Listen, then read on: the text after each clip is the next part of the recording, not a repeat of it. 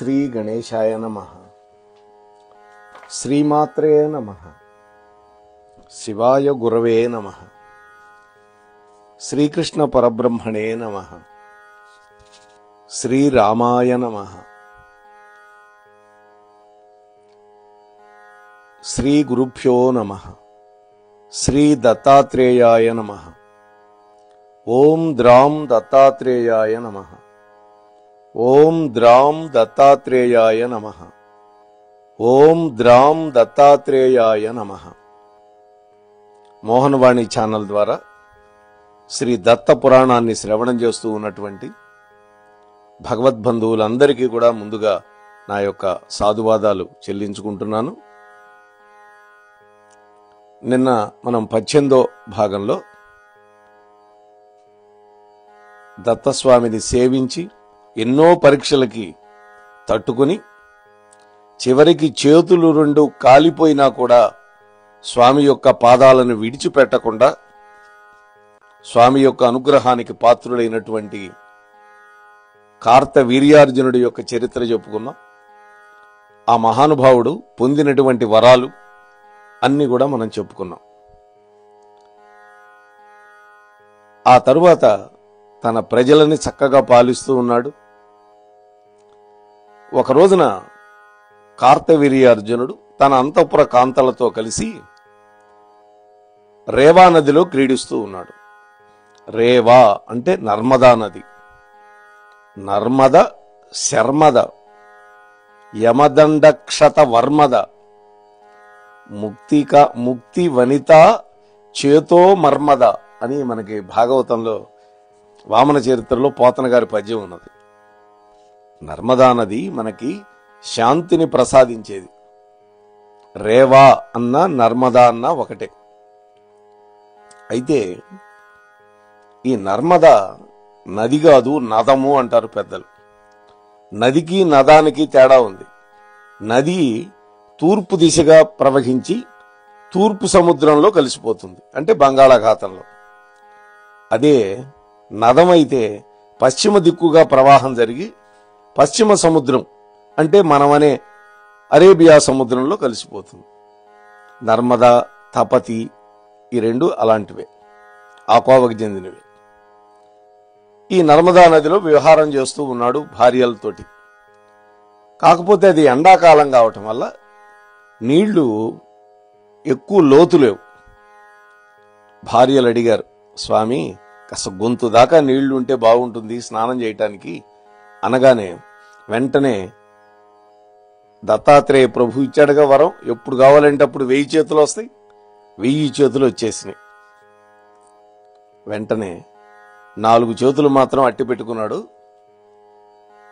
అటొకవైపు 498, ఇటొక 498 చాచాడు. ఆనకట్ట కట్టినట్టు కట్టాడు నర్మదా నదికి. మిగతా 4 చేతుల్లో ఉపయోగించి భార్యల మీద నీళ్లు చల్లుతున్నాడు. జలకాలాటలో మునిగిపోయారందా. కాసేపటికి అయ్యేసరికి నీళ్లు గొంతులోకి వచ్చినాయి. ఒక్క చుక్క కూడా కిందకి వెళ్ళటల్లా, పైకి ఎగదన్ని. కాకపోతే ఆ రోజున 10 తలలు కలిగినటువంటి దశకంఠుడు రావణాసురుడు, ఆయన కూడా ఆ నర్మదా నదికి ఎగువన ఓంకారేశ్వరం అంటాం, అదొక జ్యోతిర్లింగం. రేపు జనవరి 20వ తారీఖు వెళ్ళబోతున్నాం మేము ఆ ఓంకారేశ్వర యాత్రకి. ఆ ఓంకారేశ్వరం దగ్గర ఒడ్డు మీద సైకతలింగాన్ని తయారు చేసుకొని రావణాసురుడు పూజ చేసుకుంటున్నాడు శంకరుడికి. అక్కడ శిబిరాలు కూడా ఏర్పాటు చేసుకున్నారు. వెంటనే ఈ పైకి తన్నినటువంటి ఈ నీరు రావణాసురుడు ఏర్పాటు చేసుకున్నటువంటి సైకత లింగాన్ని, వాళ్ళ యొక్క శిబిరాలని మొత్తాన్ని ముంచిపారేసింది. రావణాసురుడికి భయంకరమైన కోపం వచ్చింది. మేఘం లేని వర్షంలాగా ఈ వరదేమిటి అని హుంకరించాడు. విషయం ఏమిటో తెలుసుకురమ్మని భటుల్ని పంపించాడు. వాళ్ళు వచ్చారు.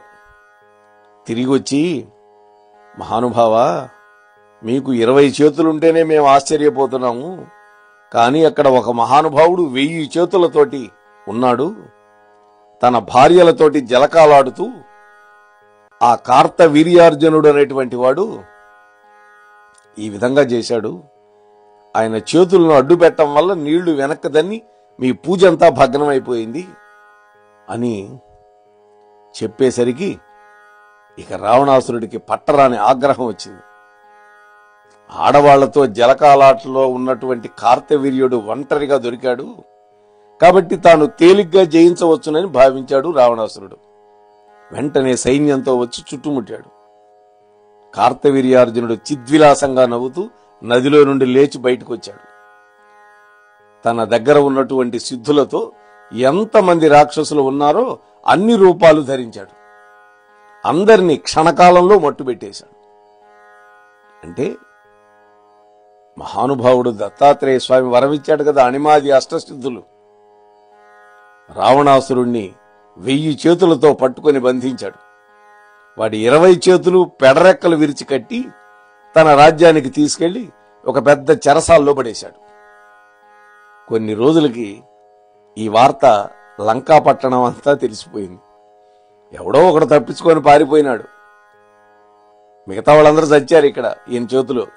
ఆ పారిపోయినటువంటి వాడు ముందు పోయి మండోదరికి చెప్పాడు, రావణాసురుడి యొక్క పట్టమహిషి.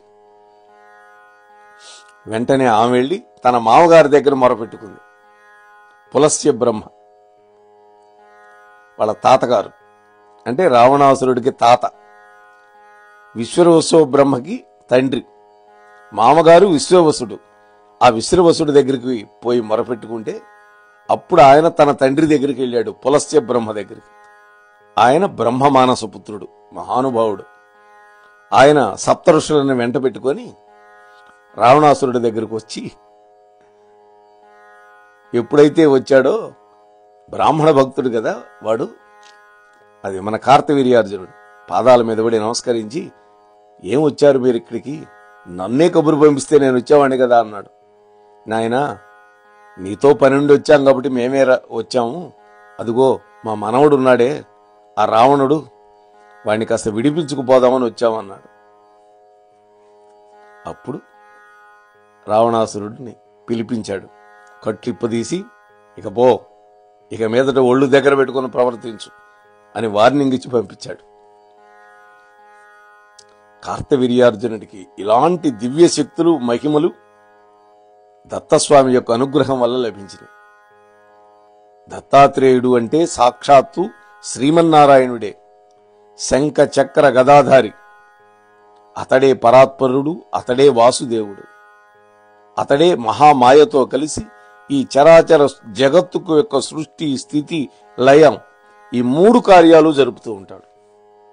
ఇతడి కంటే అన్వేషింపదగినటువంటి దైవం లేదు, ధ్యానింపదగినటువంటి శక్తి లేదు. కర్మబంధాలను త్రెంచి మోక్షాన్ని ప్రసాదించేటటువంటి హృషీకేశుడు ఈ మహాత్ముడే. శ్రీహరి యొక్క దత్తావతారమే ఉత్తమోత్తమైనటువంటి అవతారం. భాగవతం ప్రకారం విష్ణుమూర్తి 22 అవతారాలు ధరించాడు. వాటిల్లో 6వ అవతారం దత్తావతారం. త్రికరణ శుద్ధిగా గనక పూజిస్తే అనుగ్రహాలు కురిపిస్తాడు స్వామి. స్వామి చెప్పే మాట ఒక్కటే, నేను భక్తికి దాసుణ్ణి. భక్తితోటి పత్రం గాని, పుష్పం గాని, పండు గాని, చివరికి కాసిని మంచినీళ్లు గాని నాకు సమర్పిస్తే చాలు, నేను మిమ్మల్ని రక్షిస్తాను అని వ్రతం పట్టినటువంటి మహాత్ముడు. ఇదే మాట తర్వాత ద్వాపర యుగంలో కృష్ణ పరమాత్మ కూడా భగవద్గీతలో చెప్పాడు. కాబట్టి స్వామివారి యొక్క ప్రతిజ్ఞ అది. ధర్మ సంస్థాపన కోసం, అధర్మ యొక్క నాశనం కోసం, శిష్ట రక్షణకి, దుష్ట శిక్షణకి బద్ధ కంకణుడైనటువంటి శ్రీమన్నారాయణుడు దత్తావతారం ధరించాడు. అత్రి అనసూయల యొక్క తపఫలంగా అని చెప్పేసరికి విన్నాడు ఆ బ్రాహ్మణుడు. నాయనా, దత్తుడి కథ అద్భుతంగా వినిపిస్తూ ఉన్నావు. ఈ కార్తవీర్యార్జునుడు పొందినటువంటి దివ్య శక్తుల గురించి క్లుప్తంగా చెప్పావు. కాని అలర్కుడి యొక్క జన్మకర్మాదులు కూడా చెప్పయ్యా అని ఆ సుమతిని అడిగాడు తండ్రి. ఇక కువలయాశ్వుడు అనేటువంటి వాడి కథ చెప్తూ మొదలుపెడుతున్నాడు. తండ్రి, పూర్వకాలంలో శత్రుజిత్తు అనేటువంటి ఒక మహారాజు ఉండేవాడు. ఈ కథ కూడా మార్కండేయ పురాణంలో ఉన్నది. ఇందాక చెప్పింది ఉంది, ఈ కథ కూడా ఉంది. శత్రుజిత్తు అనేటువంటి రాజున్నాడు. మహావీరుడు. అనేకమైనటువంటి యజ్ఞ యాగాదాలు చేసి ఇంద్రుణ్ణి కూడా సంతోషపెట్టినటువంటి మహాత్ముడు. ఆ పుణ్యఫలం వల్ల ఒక పుత్రుని పొందాడు. వృతధ్వజుడు అని పేరు పెట్టుకున్నారు ఆ కొడుక్కి. తండ్రికి తగినటువంటి పుత్రుడు. బుద్ధిలో బృహస్పతితో సమానం. విక్రమంలో, లావణ్యంలో అశ్విని కుమారులతోటి సమానంగా ఉంటాడు. అలాగే ఇంద్రకుమారుడైనటువంటి జయంతుడితో సమానంగా ఉంటాడు లావణ్యంలో. తన ఈడు రాజకుమారులతో కలిసి ఆడుకుంటూ ఉంటే ఒక రోజున నాగలోకం నుండి 2 రాజకుమారులు వచ్చారు. వాళ్ళిద్దరూ అశ్వతరుడు అనేటువంటి నాగరాజు యొక్క కొడుకులు. వాళ్ళు పాతాళంలో ఉంటారు. వాళ్ళు భూలోకానికి వచ్చేసరికి ఈ రాజకుమారుడు వాళ్ళ స్నేహితులు ఆడుకుంటున్నారు. చూశారు వాళ్ళు కూడా వెంటనే బ్రాహ్మణ బాలకులుగా రూపాలు ధరించి ఈ వృతధ్వజుడితో కలిసిమెలిసి తిరుగుతూ ఆటపాటల్లో భాగస్వాములైనారు. దానివల్ల ఈ వృతధ్వజుడితోటి వీళ్ళకి గాఢమైనటువంటి స్నేహం ఏర్పడింది. కొన్నాళ్ళకి రోజు వీళ్ళు నాగలోకం నుండి రావడం, ఈ రాజకుమారుడితోటి కలిసి వినోద కార్యక్రమాల్లో పాల్గొనడం, మళ్ళీ సాయంత్రం అయ్యేసరికి తిరిగి వెళ్ళిపోతున్నారు. చివరికి వీళ్ళ స్నేహం ఎట్లా మారింది అంటే ఒకళ్ళని విడిచిపెట్టి ఒకళ్ళు ఉండలేని పరిస్థితికి వచ్చేసింది. అందువల్ల ఒక్కోసారి వాళ్ళని తిరిగి వెళ్ళనిచ్చేవాడు కాదు రాజకుమారుడు. తనతోనే ఉంచుకునేవాడు. స్నానపానాదులు ఏర్పాటు చేసి వాళ్ళని గౌరవించుకొని ప్రేమతో చూసుకునేవాడు. ఇలా రోజులు గడుస్తున్నాయి. ఈ అశ్వతరుడు ఒక రోజున తన కొడుకుల్ని పిలిచాడు. నాగరాజు, నాయనా, మీరేంటి రోజు భూలోకానికి వెళుతున్నారు? మన లోకంలో కనపట్టలేదు పగలల్లా. కారణం ఏంటి? ఎక్కడికి వెళుతున్నారు మీరు? ఇటీవల రాత్రులు కూడా అప్పుడప్పుడు రావడం లేదు ఇంటికి. అసలు మీరు ఏం చేస్తున్నారు అని గద్దించి ప్రశ్నించాడు తండ్రి. అప్పుడు నాగకుమారులు చెప్పారు ఉన్న విషయాన్ని. తండ్రి, భూలోకంలో వృతధ్వజుడు అనేటువంటి ఒక రాజకుమారుడున్నాడు. ఆ కుర్రాడితో మాకు స్నేహబంధం ఏర్పడింది అని చెప్పారు. అప్పుడు ఆ నాగరాజు అన్నాడు, నాయనా, మనం నాగులం. నాగులతో స్నేహం చేయాలి గాని మానవులతో మనకు స్నేహం ఏంటి అని అడిగాడు. అప్పుడు ఆ నాగరాజు కుమారులు అడిగి చెప్పారు, తండ్రి, ఆ రాజకుమారుడు గొప్ప గుణవంతుడు, సంగీతంలో ఆరితేరినవాడు, ఎంతో ఆప్యాయత ఆత్మీయత మా పట్ల చూపిస్తాడు అని ఉన్న విషయాలని చెప్పారు. మా కోసం ప్రాణాలు కూడా విడిచిపెడతాడు. మేము లేకపోతే బతకలేడు. మాకెన్నెన్నో బహుమానాలు ఇస్తూ ఉంటాడు. మేము ఏది అడిగితే అది చేస్తాడు. అతడు వయస్సులో పెద్దవాడైనా మాతో కలిసి ఉంటాడు. నిండు యవ్వనంలో ఉన్నాడు.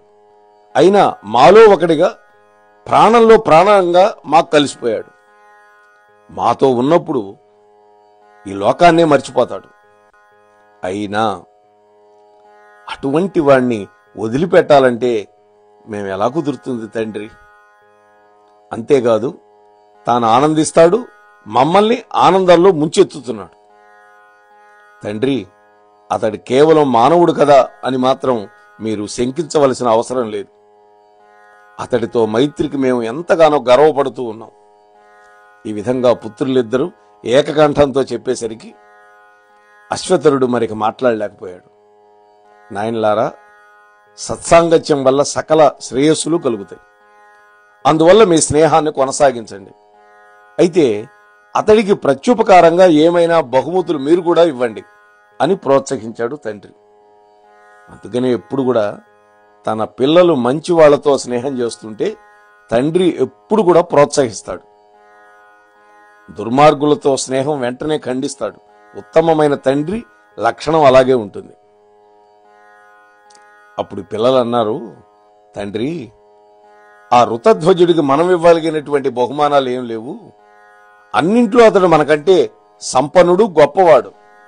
కాకపోతే ఆ మహానుభావుడికి తీరనటువంటి దిగులు మాత్రం ఒకటి ఉంది.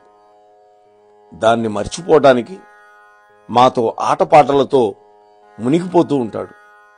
ఆ దిగులు గనక మనం తీర్చగలిగితే అదే నిజమైనటువంటి ప్రత్యుపకారం. ఆ మహాత్ముడికి మనం చెయ్యగలిగింది అదే అన్న. నాయనా, అట్టయితే మీరేం దిగులు పడద్దు. మీ దిగులు ఒకటే, మీ యొక్క స్నేహితుడి దిగుడు ఒకటే, రెండు నాకొకటే. తప్పకుండా మీ మిత్రుడి యొక్క దుఃఖాన్ని పోగొడదాం. దానికి మనం శక్తి వంచన లేకుండా ప్రయత్నం చేద్దాం. అసలు ఆ దిగులే ఉంటో నాకు చెప్పు అని తండ్రి అడిగాడు. అప్పుడు ఆ నాగరాజ కుమారులు చెబుతూ ఉన్నారు, తండ్రి, మా మిత్రుడు వివాహితుడు. మదాలస అనేటువంటి భార్య ఒక గంధర్వ రాజకుమారి. ఆయన భార్య పేరు మదాలస. ఆ అమ్మాయి ఒక గంధర్వరాజు యొక్క కుమారి. గొప్ప సౌందర్య రాశి. ఒక రాక్షసుడి యొక్క వంచనకు గురైపోయి హఠాత్తుగా మరణించింది. అప్పటి నుంచి ఋతధ్వజుడు ఆమెనే తలుచుకుంటూ మళ్లీ కూడా వివాహం చేసుకోవడానికి మనస్సొప్పక కఠినమైనటువంటి బ్రహ్మచర్య వ్రతంలో గడుపుతున్నాడు. మాతోటే లోకంగా మెలుగుతున్నాడు. ఆ దిగులు మర్చిపోతున్నాడు మా స్నేహం వల్ల. తండ్రి, ఆ దిగులు మనం తీర్చగలమా అని వాళ్ళు బాధగా అడిగారు. నాయనా, తప్పకుండా తీరుద్దాం. అసలు ముందు ఆ రాక్షసుడెవరు, ఎలా మోసం చేశాడు, ఆ మదాలస ఏ విధంగా చనిపోయింది, ఆ వివరాలు ముందు నాకు చెప్పండి అన్నాడు.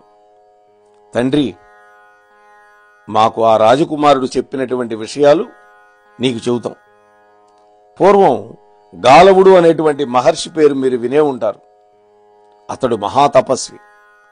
ఎక్కడో ఆశ్రమంలో శిష్యులతో కలిసి, ఇతర మునిలతో కలిసి తపస్సు చేసుకుంటూ ఉండేవాడు. ఒక రోజున ఒక దివ్యమైనటువంటి గుర్రాన్ని ఎక్కి శత్రుజిత్తు మహారాజు దగ్గరికి ఆకాశ మార్గంలో వచ్చాడు. శత్రుజిత్తు మహారాజు ఆశ్చర్యంతో ఆ వచ్చినటువంటి ఆయనకి అతిథి మర్యాదలు చేశాడు. గాలవుడు సంతోషపడి, మహారాజా, మా ఆశ్రమంలో తపస్సులకి రాక్షస పీడ ఎక్కువగా ఉంది. మా తపశక్తిని ఉపయోగించి ఆ రాక్షసుల్ని శాపాలు పెడదాము అంటే వెనుకటికి విశ్వామిత్రుడిలాగా మామ తపస్సు కూడా వృధా అయిపోతుందని మేము ఇష్టపట్టల్లా. ఆ రాక్షసుడి యొక్క పీడను భరిస్తూ మాలో మేమే కుమిలిపోతున్నాం. మా తపస్సులకి ఆటంకం కూడా ఏర్పడుతోంది. ఒకనాటి మధ్యాహ్నం ఈ దివ్యమైనటువంటి గుర్రం నా ముందు నిలబడింది మహారాజా.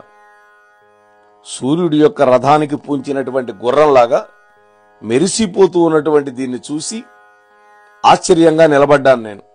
గాలవుడు చెబుతున్నాడు ఈ కథంతా రాజుగారికి, ఈ ఋతధ్వజుడి యొక్క తండ్రికి. అంతలోనే ఆకాశవాణి వినపడింది. గాలవా, ఇది ఒక దివ్యాశ్వం. దీని పేరు కువలయము. సూర్యుడు నీకోసం పంపించాడు. దీని గమనానికి అడ్డు లేదు. ఇది ఆకాశంలో ఎగురుతుంది, నేల మీద పరుగెత్తుతుంది, పర్వతాల మీద దూకుతుంది, సముద్రంలో కూడా ఈత కొడుతుంది, నీటి మీద కూడా నడుస్తుంది. అలాగే ఇది 3 లోకాల్లో కూడా తిరగలుగుతుంది. ఎట్టి అవరోధాలు లేకుండా తిరుగుతుంది. ఈ ఉత్తమ జాతి గుర్రాన్ని శత్రుజిత్తు మహారాజు కొడుకు అయినటువంటి ఋతధ్వజుడికి ఇచ్చి రాక్షస సంహారం చేయించుకో అని నాకు ఆకాశవాణి చెప్పింది. కాబట్టి మహారాజా, నీ దగ్గరకు వచ్చాను. మీ పుత్రుణ్ణి నాతో పంపించండి. మా మునిజనం యొక్క రక్షణ చేయండి. ఈ దివ్యాశ్వాన్ని అధిరోహించడం వల్ల నీ కుమారుడికి ఇక నుంచి కువలయాశ్వుడు అనేటువంటి పేరు స్థిరపడుతుంది. ఆ ఋతధ్వజుడే కువలయాశ్వుడు. అంటే కువలయము అనేటువంటి గుర్రాన్ని ఎక్కాడు కాబట్టి కువలయాశ్వుడు అని పేరు స్థిరపడింది. ఆ విధంగా గాలవ ముని యొక్క అభ్యర్థనని శత్రు మహారాజు ఆ మహాత్ముడి యొక్క ఆజ్ఞగా భావించి అలనాడు దశరథ మహారాజు విశ్వామిత్ర మహర్షి వెంట రామలక్ష్మణుల్ని పంపినట్టుగా తాను కూడా తన యొక్క చిరంజీవిని పంపిస్తున్నాను అని చెప్పాడు. వెంటనే ఋతధ్వజుడు తండ్రి పాదాలకు నమస్కరించాడు. ఆ దివ్యాశ్వానికి మొక్కి దాని సకిలింపును అనుమతిగా గ్రహించి ఎక్కాడు. గాలవుడితో సహా ఆశ్రమానికి చేరుకున్నాడు. అక్కడ ఉన్నటువంటి ముని బృందానికి నమస్కారాలు చేశాడు. వాళ్ళ ఆశీర్వచనాలు పొందాడు. ఆ నిమిషం నుండి అత్యంత జాగ్రత్తగా ఆశ్రమ సంరక్షణ బాధ్యతను స్వీకరించాడు. అప్పుడు కూడా రామలక్ష్మణులు ఇద్దరూ నిద్రాహారాలు మానేసి విశ్వామిత్ర మహర్షి చేసినటువంటి యాగాన్ని రక్షించారు. అట్లాగే అక్కడ కాపలా ఉన్నాడు. మరి అలా కాపలాగా ఆయన మహాత్ముడు ఉన్నప్పుడు జరిగినటువంటి విషయం ఏంటి, ఆ రాక్షసుని వధించిన తర్వాత ఏమి జరిగింది, ఈ విశేషాలన్నీ మనకు తెలియాలి అంటే మనం 24 గంటలు ఆక్క తప్పదు. దత్తాత్రేయ స్వామి యొక్క అనుగ్రహంతో మళ్ళీ రేపటి రోజు కలుసుకొని ఆ తర్వాత జరిగినటువంటి ఆసక్తికరమైనటువంటి కథ ఏంటో, ఉత్కంఠభరితమైనటువంటి కథ ఏమిటో మీతో మనవి చేసే ప్రయత్నం చేస్తాను. ఇంతవరకు ఛానల్కి సబ్స్క్రైబ్ చేసుకోకపోతే దయచేసి సబ్స్క్రైబ్ చేయండి, బెల్ను కూడా మోగించండి. అట్లాగే ప్రవచనం నచ్చితే లైక్ చేయండి, కామెంట్స్ కూడా పెట్టండి. మీ బంధుమిత్రులతోటి, మీ స్నేహితులతోటి అందరికీ ఈ ప్రవచనాన్ని పంచి దత్తస్వామి యొక్క చరిత్రని అందరికీ అందేటట్టుగా ప్రయత్నం చేద్దాం. అంతవరకు మీ వద్ద సెలవు తీసుకునే మీ ధర్మవరపు వెంకటరమణ. స్వస్తి. మోహనవాణి తెలుగు పాడ్కాస్ట్ వింటున్న శ్రోతలందరికీ హృదయపూర్వక ధన్యవాదాలు. ఏమండోయ్, ఇప్పటివరకు మన ఛానల్కి సబ్స్క్రైబ్ చేసుకోకపోతే ఈ క్షణమే వెంటనే సబ్స్క్రైబ్ చేసుకుని ఆ పక్క నుండి బెల్ బటన్ని మ్రోగించండి. అప్పుడు నేను చేసే అప్డేట్స్ అన్నీ మీ ముందు ప్రత్యక్షమవుతాయి.